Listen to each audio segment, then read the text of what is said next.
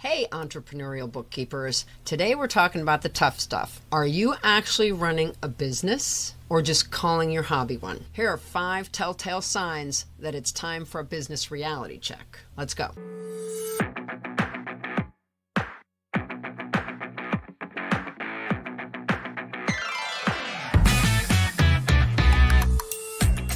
Number 1, you're not paying yourself.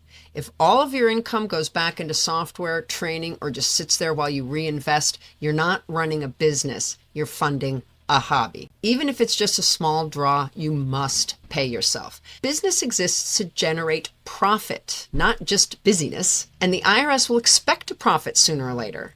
They're watching your tax returns. Number 2, you have no real measurable goals. I want to grow or I want more clients. That's not a plan, that's a wish. Business owners know their numbers, set targets, and track progress.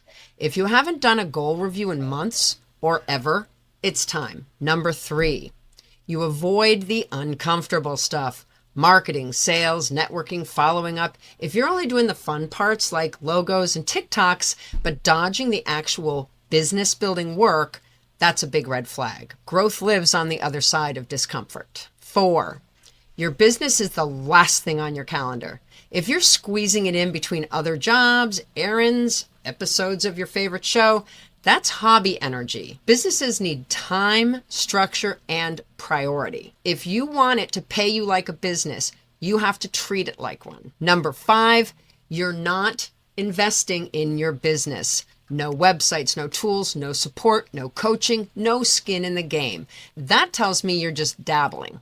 Real businesses need real inputs, money or sweat equity. If you're skipping both, don't expect big returns. So be honest, is it a business or a beautifully branded time killer? Pay yourself, set goals, do the uncomfortable things, make time, invest. Shift that energy and you will shift your outcome. If this episode hit home, give it a like, subscribe, hit that notification bell, and drop a $sign in the comments if your aim is all business. And as always, if you've got another 4 minutes, we've got another episode. Up next, the investment you can't skip. And that ties directly into number 5 on our list. You're not investing in your business. So we'll see you there.